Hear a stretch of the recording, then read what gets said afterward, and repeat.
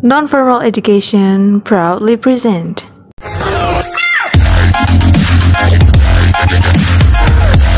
Halo teman-teman sekalian, selamat datang di podcast Chalnes. Di sini ada aku Najwa Saleha, yang mana aku nggak sendirian.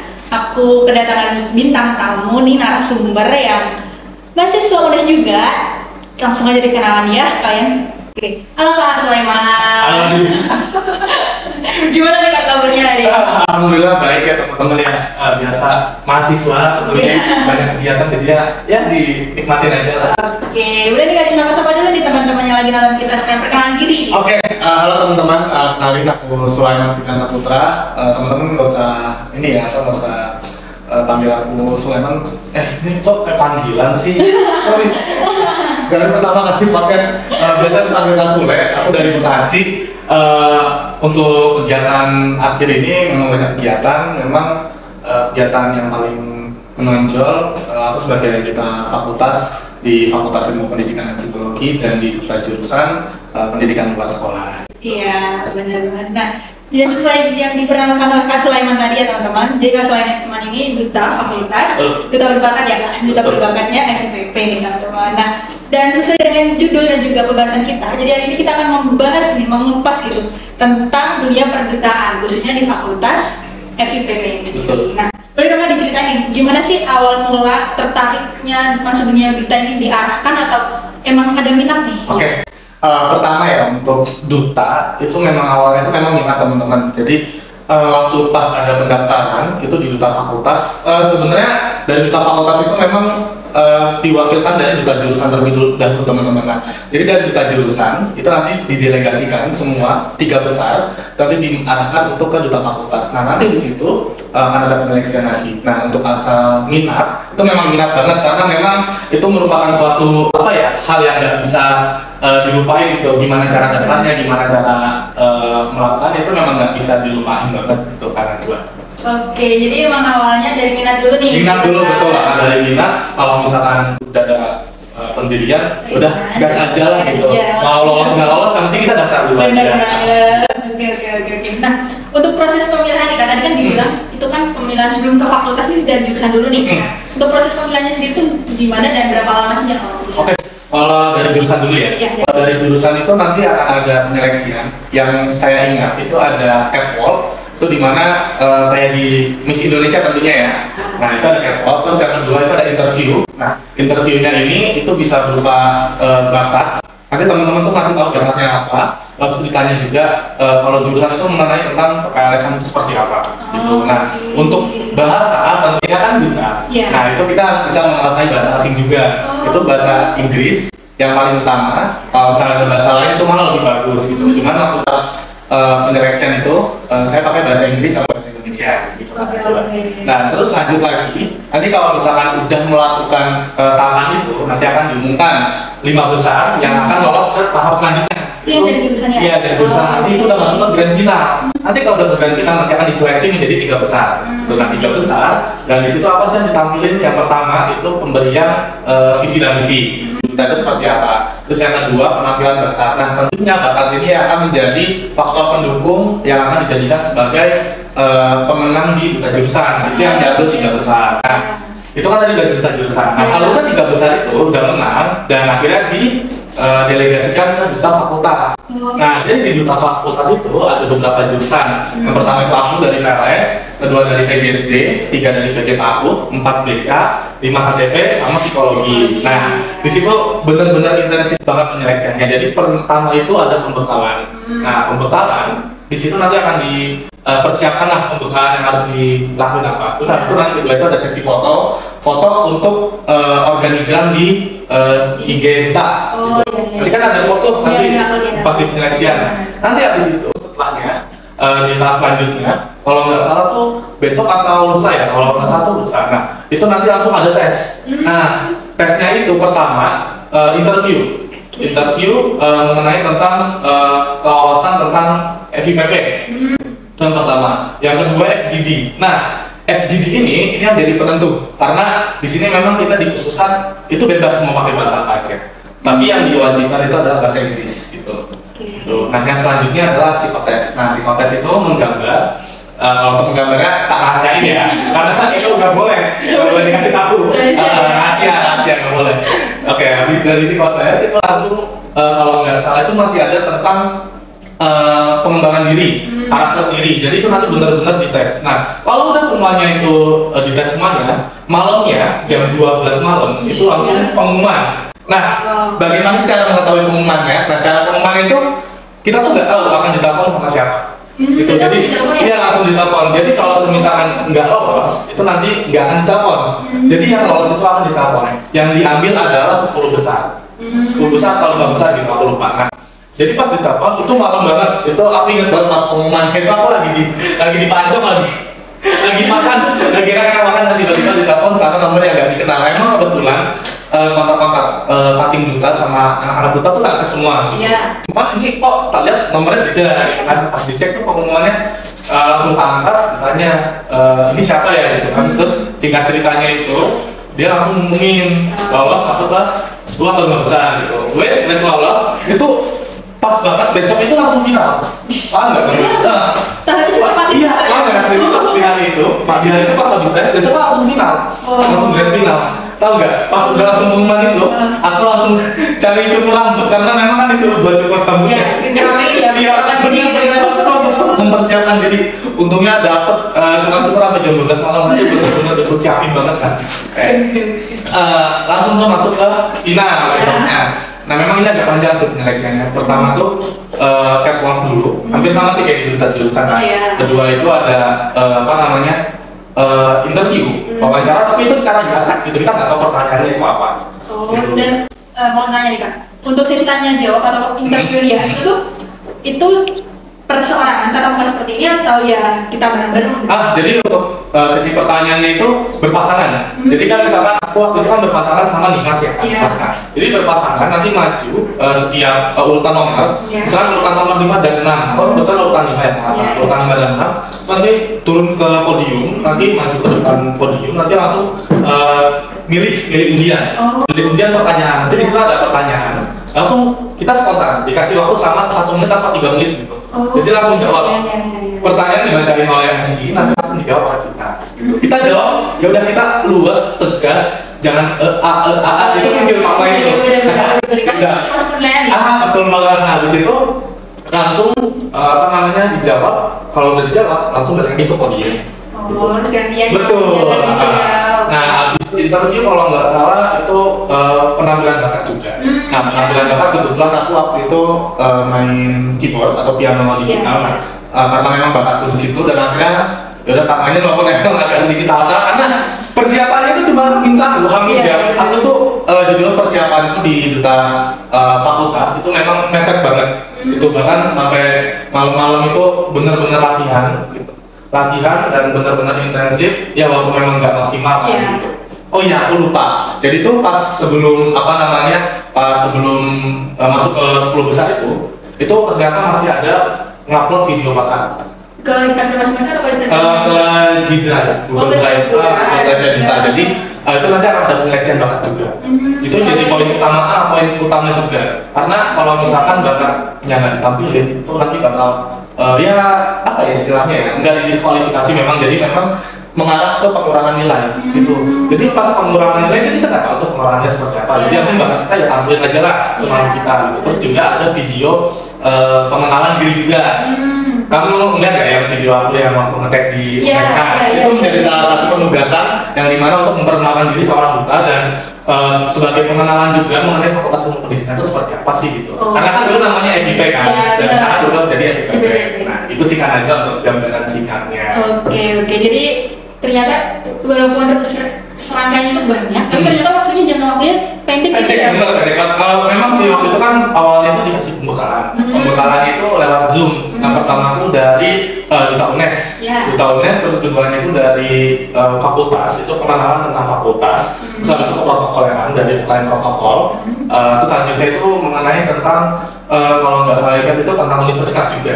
Jadi itu fakultas dan universitas dijadi satu. Jadi mengenal tentang fakultas itu FIP FIPP itu ciri khasnya apa sih? Ya. Sorry, FIP. Ya, Karena masih FIP. Ya, betul. FIP. FIP itu habis itu kedua mengenai tentang UNIF. Nah, di UNIF itu ada beberapa fakultas apa aja sih? Gitu. Jadi disebutin dari mulai FBS itu dijelasin, FIP, FE, FP, segala macam itu dijelasin. Karena nggak hanya dari FIPP-nya aja, tapi dari setiap fakultas itu dijelasin gitu loh. Ada fakultas apa aja, fakultas tertua apa, fakultas termuda apa itu. Sejarah-sejarahnya nih. Kalau sejarahnya singkat, gitu. Karena memang kan nggak waktu Iya, benar-benar. itu singkat aja ya.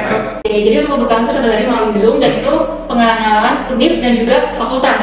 Nggak satu hari, 2 hari sih. Oh, 2 hari. Ya, jadi pertama tuh pembekalan, yang kedua tuh langsung tahap yang buat apa ya namanya ya, interview itu. Gitu. Pembekalannya itu ada banyak sebenarnya, cuman aku cuma bisa ngasih taunya itu karena kan itu nggak bisa. masih rahasia. Iya. Gitu. Oke. Nah, tadi kan serangkainya udah kompleks banget ya, banyak banget gitu. Nah, sebenarnya di duta tuh ada kriteria khusus kah gitu? Kalau kriteria khusus ada, kalau yang nggak salah ingat itu tinggi ya pertama ya. Oh, ya. Postur tinggi itu sekitar yang prianya itu 165 atau 170 gitu. Oke. Nah, kalau untuk yang perempuan itu 160 atau 155. Itu Oke. itu untuk yang fisik ya. Oke, Cuman fisik, kalau ya. untuk ketentuannya lagi itu IPK. IPK-nya itu minimal kalau nggak salah 3,5 ke atas, 3,5. Pokoknya 3 sampai 35 itu teman-teman bisa daftar duta. Terus untuk semesternya aku lupa ya semester berapa ya. Berhubung aku itu waktu semester itu kalau nggak salah semester 2 apa semester 1 gitu daftar. Ya semester 2 nggak sih? Iya, semester 2 Iya. kan kita kan 2 tahun sekali. 2 tahun sekali betul. Jadi semester genap lah intinya gitu. Semester genap boleh bisa daftar. Sama satu lagi penguasaan bahasanya. Oh, bahasa Iya, asing ya kalau misalnya teman-teman nggak bisa bahasa Inggris, ya nggak apa-apa. Cuman memang disarankan Iya. bahasa Inggris itu kan karena udah bahasa internasional Iya, ya, benar-benar. jadi memang harus dikuatkan gitu. Untuk sih kan aja untuk ketentuan yang tak inget ya. Ketentuan khususnya ya. Betul banget. Betul Betul banget. Kita cari tahu gitu. Kalau misalnya teman-teman berminat gitu kan. Nah, sebenarnya tadi kan mulai dari rangkaian untuk menuju duta gitu. Nah, kalau udah jadi dutanya nih Kak, tugasnya itu apa? Oke, kalau untuk tugas ya, Ya, kan tugas ya. duta, ya. Kan yang jadi ciri utama duta kan adalah apa ya, pengenalan fakultasnya itu kan. Ya. Nah, jadi kayak setiap ada event itu, setiap kegiatan dari fakultas Ya. kita diturunkan. Jadi Jadi betul banget. Jadi setiap ada event dari fakultas itu diturunkan. Misalnya ada kegiatan seminar itu jadi MC, terus kegiatan kemarin bulan bahasa Yeah. itu jadi protokoler. Yeah. Nah, protokoler sama kalau aku dulu waktu pas bulan bahasa kemarin itu sebagai apa ya namanya ya? Putra putrinya gitu istilahnya. Untuk mendampingi rektor pemberian burung untuk dilepaskan sebagai syarat simbol pembukaan resmi bulan bahasa di KDP gitu. Nah, terus habis itu kegiatan selanjutnya itu nanti akan ada ini apa namanya di fakultas itu sebagai tamu gitu, tamu di fakultas. Jadi itu secara bergilir gitu. Misalkan aku Senin jaga, terus di hari Jumat jaga. Jadi itu pas di hari Selasa Rabu Kamis itu juga ada bergilirnya juga ganti-gantian gitu. Itu sih untuk secara gambaran dikasih yang sama. Kalau setiap ada event dari tiap fakultas, kan tentunya ada duta masing-masing tuh. Iya. Nah, nanti duta masing-masingnya itu nanti mengundang kita untuk Turut serta sebagai tamu gitu. Untuk melaporkan bahwa ini di fakultas ini ada kegiatan nih, gitu. Otomatis kita datang ke sana. Gitu. Oke. Tapi ya ada undangan yang terlebih dahulu. Oke, jangan salah datang. Iya, betul. Kalau misalkan tuan rumah nggak undang tiba-tiba kita ngomong kan nggak enak juga. Betul banget. Oke, jadi untuk tugasnya duta, khususnya untuk fakultas FIP ini tuh memang dikhususkan pada fakultas dulu nih. Iya, betul. Baru ntar kalau misalnya ada undangan dari duta-duta fakultas lain, baru menyambangi fakultas lain. Betul banget. Ya. Iya, kalau bisa seperti itu nanti. Oke. Nah, selama jadi duta nih Kak, ada nggak sih tantangan terbesar buat Kak Sulaiman ini sendiri gitu? Kalau tantangan menjadi duta ya, mungkin nggak hanya duta aja. Iya. Karena memang terus terang aja aku banyak banget event kegiatan. Pertama dari HIMA, kedua UKM, 3 ASLED, 4 duta. Nah, dutanya ini ada 2, fakultas sama jurusan itu. Jadi total ada 5 kegiatan. Nah, tantangan sendiri menurut aku itu manajemen waktu. Itu bener manajemen waktu itu memang harus diatur. Karena memang kalau misalnya nggak diatur itu bakal berantakan. Aku pernah waktu itu nggak ngebagi waktu, itu bener-bener berantakan banget. Sampai akhirnya tuh aku merombak ulang pembagian waktu itu seperti apa, dan akhirnya alhamdulillah sampai saat ini aku masih bisa bertahan dengan adanya 5 event itu. Sampai akhirnya tuh aku pernah berpikir gitu, dulu tuh aku semester 1 pengen banget banyak event kegiatan, tapi pas di semester sekarang tuh aku kayak ngerasa kok agak sedikit capek gitu. Tapi dari capeknya itu aku bisa membayangkan bahwa pengalaman itu memang menjadi faktor utama dalam kuliah gitu. Makanya buat teman-teman yang apa ya istilahnya ya, yang terjerumus dengan adanya informasi di media sosial tentang apa sih itu organisasi, kayak nggak penting organisasi, kayak event kegiatan, teman-teman jangan seperti itu, karena kita tuh nggak bisa nggak bisa ngebayangin lah bahwa orang yang ikut organisasi itu belum tentu yang nggak ikut tuh akan tahu gitu loh organisasi itu seperti apa gitu. Karena kalau misalnya orang-orang yang speak up di media sosial tentang organisasi itu nggak guna, terus kayak event kegiatan itu nggak guna, itu salah besar banget gitu. Karena dari pendapatku sendiri itu akan menghasilkan sebuah hasil yang benar-benar hasil yang bisa dimanfaatkan gitu sama di perkuliahan gitu sih. Karena juga kalau buat rintangan nggak ada sih, ya nikmatin aja lah, jalanin aja lah, karena kan selama ada perlindungan dari Tuhan kan ya kita kan jalanin aja terus gitu sih kan ya. Ya, jadi untuk tantangan sendiri itu lebih ke general ya, lebih ke manajemen waktu. Manajemen waktu. Ngerangkap 5 I, 5 organisasi atau 5 kegiatan gitu kan. Betul. Oke. Nah, jadi duta tuh sebenarnya ya sesuai yang Kak Sulaiman bilang tadi ya, kan juga kita ikut organisasi, kita dapat pengalaman gitu, dan juga kita pastinya meningkatkan kemampuan gitu kan. Nah, khususnya untuk di duta nih Kak, ada nggak sih skill baru yang Kak Sulaiman pelajari saat masuk duta gitu? Oke. Kalau pertama ya, yang menjadi pendukung aku tuh waktu itu soft skill-nya itu public speaking. Karena public speaking dulu pas waktu di SMA memang segitu-segitu aja gitu. Nah, semenjak masuk di duta itu public speaking alhamdulillah udah lumayan banget lah, jadi poin utama karena kan ya berarti. Jadi itu public speakingnya itu memang benar-benar lancar banget gitu. Kita mau ngomong ke siapa aja walaupun memang kita awalnya kan nggak kenal. Ya kita perlu pendekatan sih, gimana caranya melakukan pendekatan kepada orang yang nggak kita kenal itu biar jadi kenal gitu. Mau laki-laki atau perempuan, karena kan memang tujuan pendekatan ini apa? Sebagai relasi kita gitu untuk di masa depan atau di tantangan masa depan gitu. Karena ya kalau misalkan teman-teman hanya fokus di kuliah aja gitu tanpa adanya relasi ya susah gitu loh buat sebagai jenjang penerus gitu, bukan dalam artian orang dalam ya, karena kan beda konteks. Kita relasi untuk saling menghubungkan komunikasi satu sama lain gitu, sebagai jenjang persahabatan, relasi, teman dan sebagainya. Itu sih public speaking itu paling utama sih dari hidup aku. Oke, jadi untuk soft skill yang Kak Sulaiman pelajari dalam dunia perdutaan gitu, yang dipelajari di dunia perdutaan itu ada di public speaking. Dan juga cara untuk mengakrabkan nih sama orang baru itu gimana gitu kan. Oke, nah next nih, dari tahap tadi kan serangkaian di awal udah dijelasin Kak, kan banyak banget. Nah, dukungan dari jurusan ke Kak Sulaiman ataupun ke perwakilan duta jurusan yang ke fakultas tuh gimana? Oke, kalau dukungan ya dari jurusan tuh benar-benar mendukung, dan dari teman-teman tuh memang datang gitu dan memberikan support ke PLS, karena memang baru pertama kali gitu loh PLS itu naik untuk masuk ke 5 besar gitu kan, dari 10 besar menjadi 5 besar. Pertama itu kan 20 besar intensif jadi 10 besar, nanti naik ke 5 besar. Nah itu sebenarnya dari 5 besar tuh naik aja ke 3 besar, tapi karena memang aku hanya bisa masuk ke 5 besar itu udah alhamdulillah banget dan sebagai duta berbakat, dan memang itu di luar ekspektasi banget gitu bagi aku kan. Dan dukungan dari teman-teman itu juga itu menjadi poin utama sih, karena kalau tanpa ada dukungan dari teman-teman PLS itu aku tuh udah bingung gitu loh mau seperti apa gitu loh nanti kalau misalnya ada dukungan dari teman-teman. Dan dari jurusan pun memberikan support juga gitu, dan dari fakultas pun juga memberikan support. Jadi gak hanya dari jurusan, fakultas juga memberikan support gitu. Jadi dengan intinya kolaborasi keduanya itu yang menjadi penyemangat diri aku lah gitu. Oke. Jadi untuk dukungannya benar-benar dia mensupport gitu ya, teman-teman, baik dari teman-teman ataupun dosen yang mendampingi, fakultas pun memberikan support gitu. Nah, ada nggak nih Kak pesan ataupun saran mungkin untuk teman-teman yang kiranya lihat podcast kita yang aku minat nih di duta gitu, ada nggak pesan-pesannya? Mungkin menurutku ya, organisasi itu merupakan suatu wadah gitu. Sebenarnya sih nggak duta aja lah, itu kan organisasi, karena kan duta itu kan masuknya itu bukan ke BSO kan, jadi itu memang di setiap fakultas dan di setiap universitas itu ada gitu loh, sebagai sebagai sudut pandang yang baik gitu loh dari universitas maupun dari fakultas. Nah, menurutku cukup sederhana aja, teman-teman kalau memang minat ikut, karena memang tergantung dari teman-temannya, tergantung dari diri teman-teman. Kalau memang teman-teman punya potensi, ya teman-teman keluarkan potensi itu dan daftar ke duta, nggak hanya ke duta tapi ke organisasi lain gitu. Dan kalau misalkan memang teman-teman merasa punya rasa introvert, terus yang rasa malu-malu, teman-teman mau mengembangkan hal itu tapi untuk memperbaiki dan nggak malu itu loh. Jadi teman-teman tuh daftar aja nggak apa-apa, karena di situ yang tadinya introvert, aku yakin teman-teman tuh bakal extrovert. Karena banyak dukungan dari teman-teman, bahkan nggak hanya dari fakultas, dari universitas, semua teman-teman yang ada di lingkup universitas itu semua baik-baik gitu.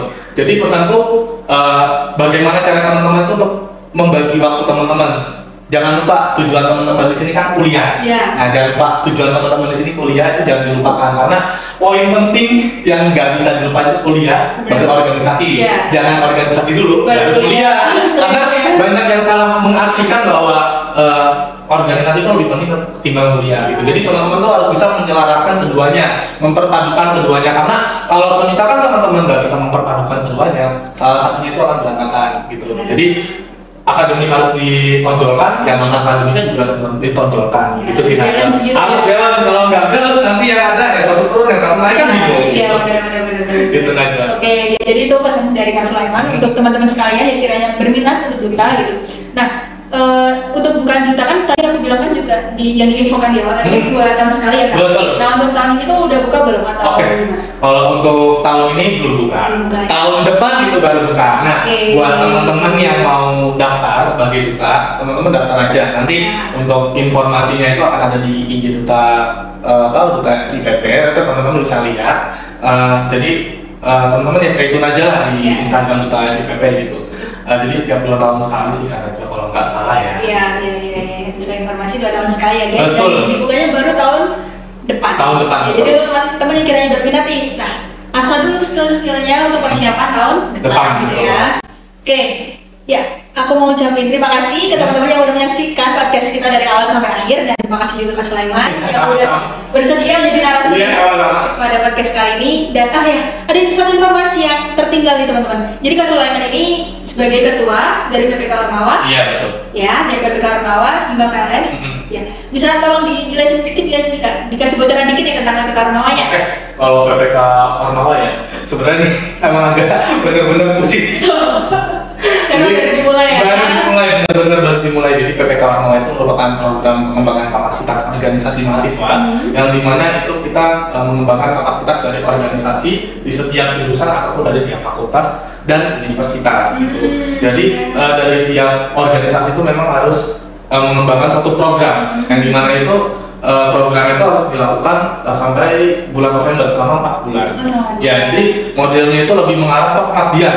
Nah, kebetulan aku mendapatkan topiknya tentang sekolah perempuan, jadi lebih mengarah ke pengabdian. Target sasaran itu ke sekolah perempuannya itu ke perempuan. Sasaran itu ke ibu-ibu ataupun remaja muda yang berjenis kelamin perempuan. Oke. Nah, ini kan baru dimulai nih ya. Nah, kita saksikan podcast selanjutnya tentang PPK Ormawa ini ya. Kita udah lagi nih Kak Sulaiman sebagai narasumbernya. Malah lebih bagus kalau ada podcast kayak gini nih, karena buat lebih tahu informasi mengenai jurusan juga, terus nggak hanya jurusan, topik-topik yang luar kan juga lebih bagus kan. Aku lebih suka kayak gini karena kan yang mungkin khususnya buat mahasiswa baru ya, kan mahasiswa baru kan juga belum tahu nih kayak PLS itu apa. Gimana sih PLS gitu ya, ada apa aja gitu. Banyak yang nanya-nanya PLS itu apa sih, kan kebetulan kan aku juga CP penanggung jawab dari udah mahasiswa baru juga kan, jadinya tuh kok kayak teman-teman kok bingung gitu loh PLS apa. Memang awalnya juga pada bingung PLS gitu kan. Cuman teman-teman nonton aja podcast ini, cuman teman-teman juga harus cari tahu sendiri juga gitu loh. Gak hanya dari podcast ini tapi dari informasi luar tentang PLS gitu sih kan. Oke, itu dari pembahasan seru kami tentang podcast Dunia Perdutaan. Tetap saksikan podcast Caunes untuk episode-episode yang akan datang, karena di episode yang akan datang bakal ada topik yang lebih seru lagi. Dan akhir kata, wassalamualaikum warahmatullahi wabarakatuh. Bye-bye.